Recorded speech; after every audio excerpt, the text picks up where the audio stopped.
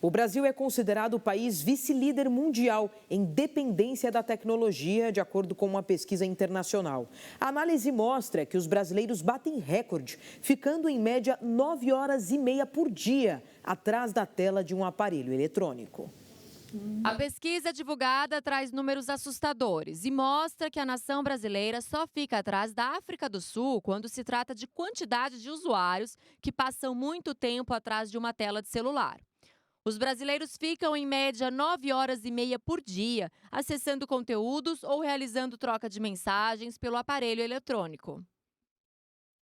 Em 2022, o Japão ocupava o mesmo posto no mundo. Curiosamente, o Japão, país que é considerado um dos mais avançados em tecnologia, vê a população brasileira utilizar o celular por 1/3 do tempo, quando comparado ao tempo de uso dos brasileiros.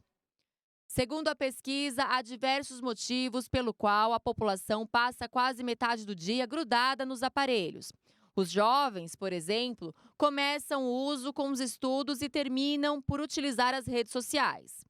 Entre os adultos, por sua vez, o trabalho costuma ser o principal motivo. Ainda, de acordo com uma pesquisa realizada pela Universidade de São Paulo, o Instagram é uma das maiores plataformas de mídias sociais do mundo. Os jovens são os que mais utilizam. Segundo dados da Pew Research Center, 64% das pessoas entre 18 e 29 anos possuem um perfil na rede. Apesar da popularidade, o Instagram foi eleito a rede social mais tóxica para a saúde mental de seus usuários. Entre os principais problemas relatados no estudo pelos usuários estão ansiedade, depressão, solidão, baixa qualidade de sono, autoestima e dificuldade de relacionamento fora das redes. A concessionária que administra o aeroporto do Galeão, no Rio de Janeiro, espera aumento de 53% de voos domésticos no segundo semestre deste ano. Vamos acompanhar a reportagem. A Rio Galeão, concessionária que administra o aeroporto Tom Jobim, o Galeão, no Rio de Janeiro, espera um aumento de 53% no número de voos domésticos no segundo semestre deste ano, frente ao mesmo período de 2022. A tendência também se confirma para viagens internacionais, com um aumento previsto de 42% nos voos ofertados para outros países.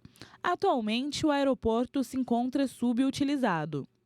O crescimento se dá na esteira de restrições discutidas pelo governo federal para desafogar o outro aeroporto carioca, o Santos Dumont, e aumentar o fluxo de passageiros no Galeão.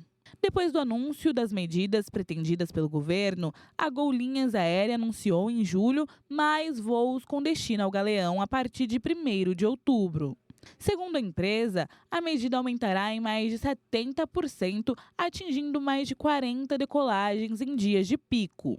Na contramão, a Azul, concorrente da Gol, suspendeu voos direto do Rio para 7 cidades por conta das restrições ao Santos Dumont. Mesmo assim, a expectativa da Rio Galeão é de aumento dos voos. Um alerta no Ministério da Saúde. A nova variante Eris da Covid deve levar a um aumento de casos no Brasil, mas não de mortes. Ainda bem, hein? A nova variante EG5 da Covid, também conhecida como Eris, deve causar um aumento de novos casos da doença no Brasil nas próximas semanas. É o que disse a secretária de Vigilância em Saúde e Ambiente do Ministério da Saúde, Ethel Maciel. Entretanto, a especialista disse que a alta não deve ser nada semelhante à explosão de diagnósticos da Covid registrada em 2022 e em 2021. Segundo Maciel, o crescimento é esperado porque a Eris tem muitas mutações que permitem a reinfecção pela doença. Para o médico sanitarista e fundador da Anvisa, Gonçalo Vecina, a principal característica da cepa se dá por conta de sua capacidade de disseminação. Segundo ele, a nova variante do vírus ocupou o espaço da variante Omicron, que não necessariamente significa que a cepa é mais letal. Vecina classificou o processo de mutação como uma loteria e diz que para a cepa ser, ao mesmo tempo, mais rápida e mais letal, são necessárias muitas mutações diferentes. No entanto, afirmou que idosos e portadores de comorbidades podem ter dificuldade em lidar com o vírus.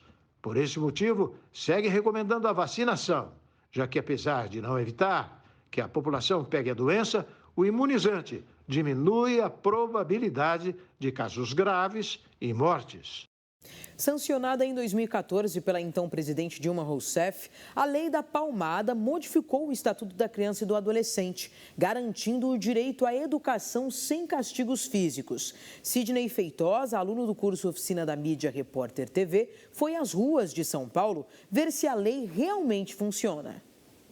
Quando o assunto é educação de pais e filhos, há sempre uma polêmica.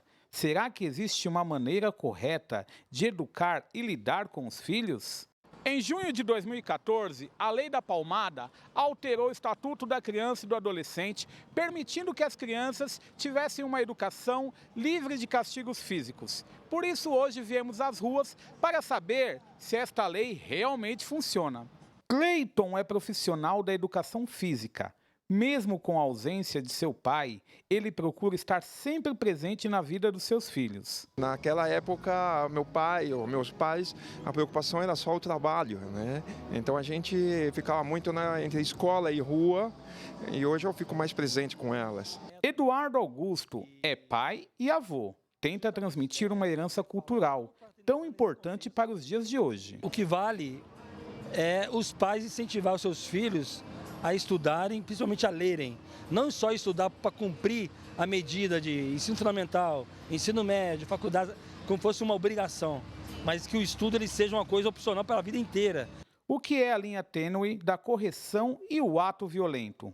Alguns defendem que a palmadinha é necessária, mas afinal, nos tempos modernos, como os pais devem corrigir os filhos, quando ainda há limites a serem corrigidos? O que eu tento passar para eles? Mais amizade do que cobrança. Logicamente que sempre dizendo a maneira correta de fazer as coisas, mas deixando eles errar, né? Não tem como ficar cobrando toda hora e ficar exigindo toda hora, ou, sei lá, agredindo e sendo muito, sabe, exigindo muito, né? Em instantes, governo russo nega ser executor da morte de chefe do grupo paramilitar Wagner. E vamos conhecer ainda a Vila Nova Esperança, uma favela verde em meio ao caos de São Paulo. O Brasil News volta daqui a pouquinho com essas e outras informações. Até já.